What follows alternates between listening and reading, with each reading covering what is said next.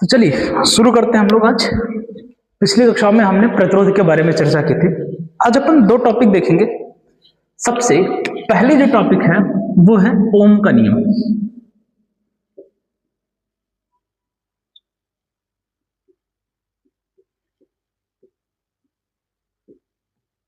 Ohm's law, ठीक है। क्या कहता है ओम का नियम? देखो, हम लोग प्रतिरोध के बारे में थोड़ा सा अध्ययन कर चुके हैं, है ना। तो अगर हम आगे बढ़े इसमें, अगर मान लो हमने क्या किया है, किसी भी चालक तार के लिए प्रतिरोध लगाया, तो वो लगाया गया जो प्रतिरोध है, चलो इधर देखते हैं फिर थोड़ा सा। मान लो मैंने एक काम किया कि ये हमारे पास एक चालक तार है,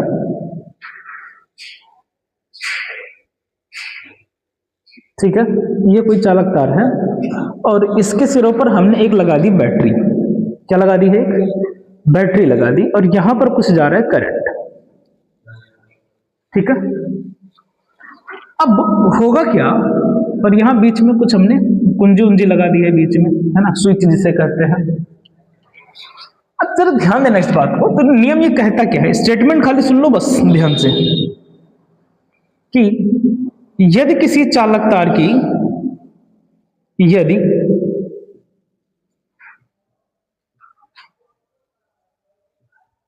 किसी चालक तार की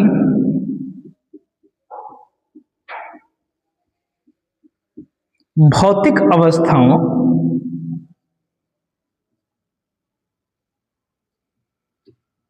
जो भी भौतिक अवस्था, जैसे क्या है आपके पास में, जैसे ताप, दाब,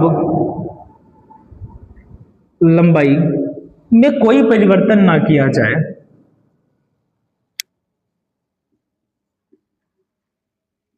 में कोई परिवर्तन ना किया जाए, तो चालक के सिरों के बीच, चालक के सिरों के बीच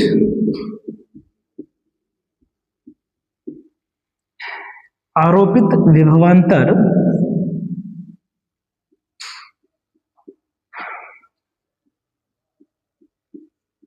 उसमें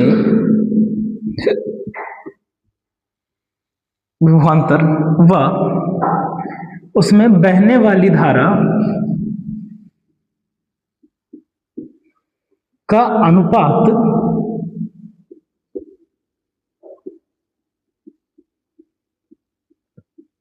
सदैव नियत होता है। ये इनके नियम का कथन है। समझ आई बात? कि अगर मैं किसी भी चालक तार के भौतिक अवस्था में कोई परिवर्तन ना करूं, तो उस चालक तार की जो जैसे ताप, दाब, लंबाई, ठीक है, इनमें हमने कोई भी चेंजेस ना किए हैं, तो उनके सिरों पर जो लगाया गया विभवांतर है वो उसमें बहने वाली धारा के क्या होगा, समानुपाती होता है, या उसमें बहने वाली धारा के अनुपात के बराबर होता है, ठीक है। अब अगर आप इस स्टेटमेंट को लिखना चाहो तो आप ऐसे भी लिख सकते हो कि V/I बराबर नियतांक, यह V/I का अनुपात सदैव नियत होता है। बाद में यह पता लगा, ठीक है ना, बाद में हमने ये कंफर्मेशन किया कि ये जो नियतांक की वैल्यू है ना, वो R के बराबर होती है। भैया आवाज नहीं ज्यादा। जो ये नियतांक है ये हमारा रेजिस्टेंस यानी R के बराबर होता है। और R हमारा क्या होता है सर? R तो हमारा प्रतिरोध है। R क्या है हमारे लिए सर? R तो प्रतिरोध था। प्रतिरोध तो हम लोग पीछे पढ़ चुके हैं, यानी हम यहां से कह सकते हैं कि V बराबर क्या होता है? I इंटू R, ये होता है। यानी अब अगर मैं यहां पे काम करूं कि ये हमने V और I के बीच में ग्राफ मुझे खींचना है, ठीक है ना। इधर हम मान लेते हैं V है और इधर हमने मान लिया I है, चलो, है ना। तो इनके बीच में जब हम ग्राफ प्लॉट करते हैं तो इनका जो ग्राफ है ना, वो एकदम सीधी रेखा मिलता है। कैसे मिलेगा आपको?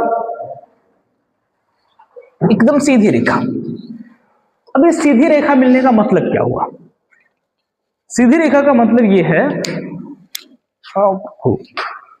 तुम लोग इतनी देर में मार्कर में इंक नहीं डाल पाए हैं, धन्य हो परमात्मा। चलो इधर ध्यान दो, बेचारे 5 मिनट से तो मार्कर में इंक डाल रहे हो, है ना? लगे हैं दोनों। चलो देखो, तो ये कहता क्या है कि देखो, मान लो इधर हम वोल्टेज दिखा रहे, ठीक है ना, इधर वोल्टेज हम दिखा रहे, ठीक है, और इधर हम करंट दिखाना चाहते हैं। अब जरा ध्यान देना, हमने यहां पर जो वोल्टेज मान लिया है वो हमने माना 5 वोल्ट, 10 वोल्ट, 15 वोल्ट, 20 वोल्ट।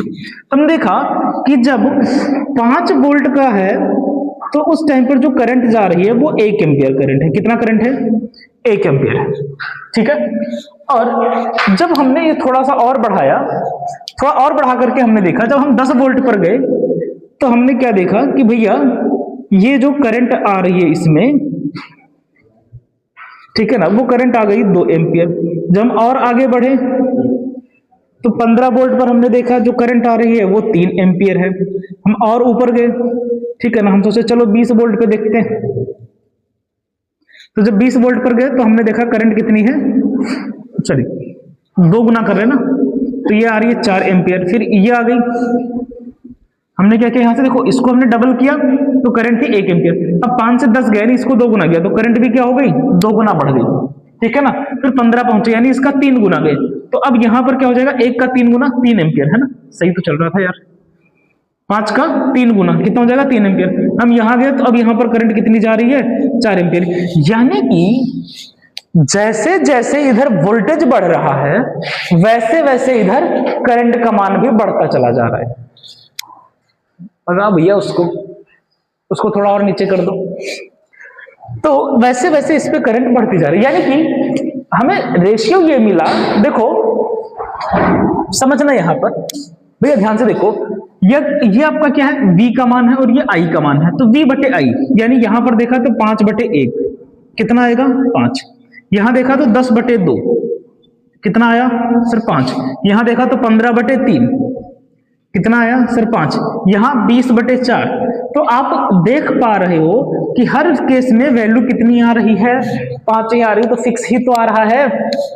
जैसे जैसे हम क्या कर रहे हैं, वोल्टेज बढ़ाते जा रहे हैं वैसे वैसे ऊपर करंट बढ़ती जा रही है। हमने करंट वोल्टेज 2 गुना किया, करंट 2 गुना हो गई। वोल्टेज 3 गुना किया तो करंट 3 गुना हो गई, ठीक है ना। तो ये, और सब में इनका देखो, इनका जो अनुपात है वो सब में क्या आ रहा है, 5 5 5 5 5 आ रहा है। और ये आप, इसका मतलब कि आप जिस प्रतिरोध की बात कर रहे हो, जिस परिपथ की बात कर रहे हो, उस परिपथ में 5 ओम का प्रतिरोध लगा हुआ है। कितने ओम का प्रतिरोध है, 5 ओम का प्रतिरोध है। तो अगर मुझे वोल्टेज पता है, ठीक है ना, मुझे रेजिस्टेंस पता है, तो हम आराम से उसमें क्या निकाल सकते हैं, एक कोई भी पता हो तो दूसरी वैल्यू निकाल लेंगे। V और R पता है तो I निकाल लेंगे, V और I पता है तो R निकाल लेंगे, ठीक है ना। V और I पता है तो R निकाल ले रहे हैं। तो इस तरीके से हमारा प्रोसेस चलता है। चलो छापो फटाफट आप लोग।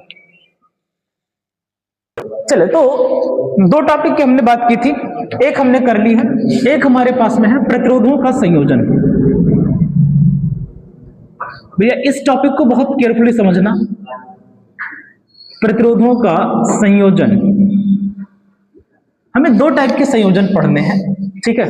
एक है श्रेणी क्रम,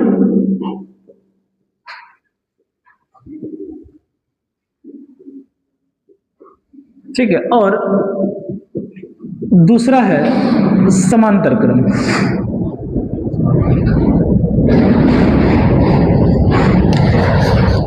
क्या है श्रेणी क्रम, देखो जरा। मान लो हमने कई सारे प्रतिरोध ले लिए और उनको इस तरीके से जोड़ा कि पहले प्रतिरोध का दूसरा सिरा, पहले वाले प्रतिरोध का दूसरा सिरा, दूसरे वाले प्रतिरोध के पहले सिरे से, फिर दूसरे वाले प्रतिरोध का दूसरा सिरा, पहले वाले के पहले, सॉरी, तीसरे वाले के पहले सिरे से, और इस तरीके से हम आगे जोड़ते चले जाएंगे, है ना। मतलब पहले प्रतिरोध का दूसरा सिरा दूसरे के पहले से, दूसरे का दूसरा सिरा तीसरे के पहले से, और ये प्रक्रिया लगातार चलती चली जाएगी, ठीक है ना। तो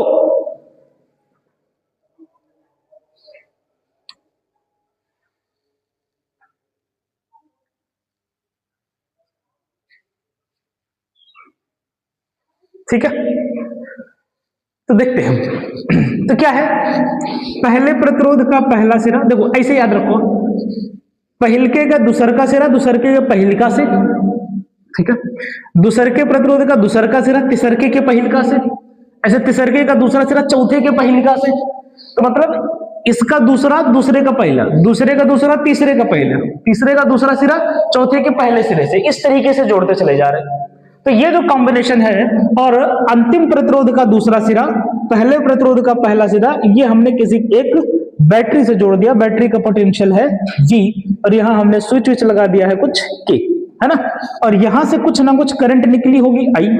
अब जरा ध्यान दो कि भाई एक बात बताओ, यहां से करंट निकली, वही करंट तो यहां जाएगी, क्योंकि करंट के जाने के तो एक ही रास्ते हैं, करंट के जाने का तो एक ही रास्ता है। तो यहां से जितनी करंट निकली है वो पूरी की पूरी करंट क्या होगी, वो पूरे में ट्रेवल करके आ जाएगी।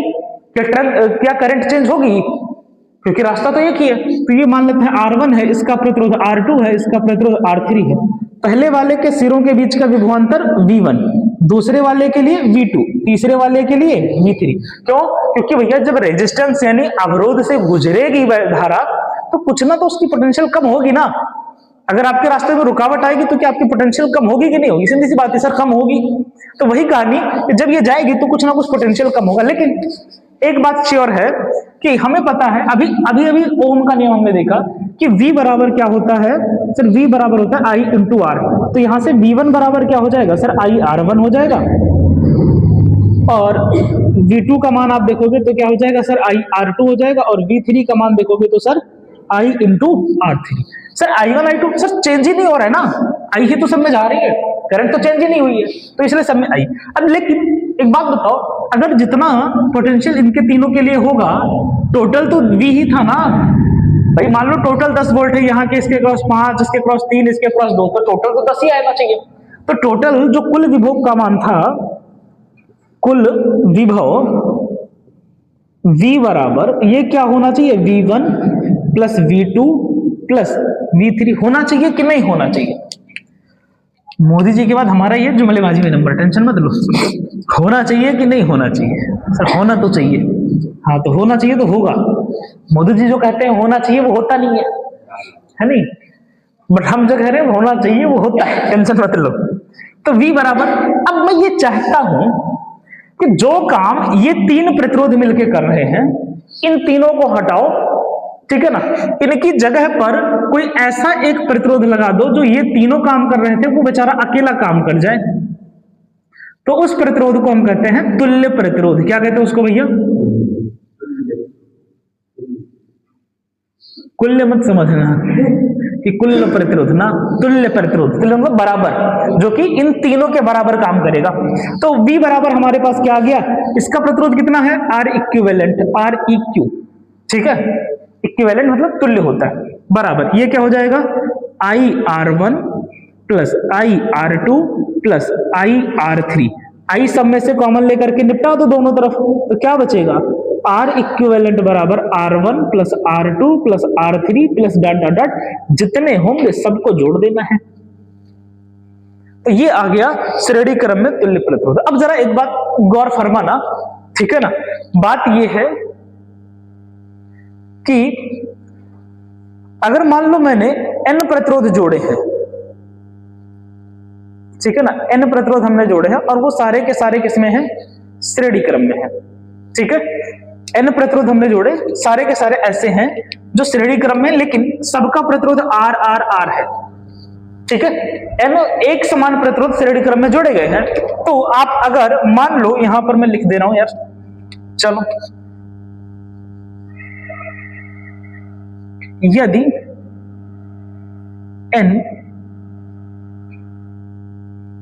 एक समान प्रतिरोध किसमें जोड़े गए हैं भैया, श्रेणी क्रम में जोड़े गए हैं,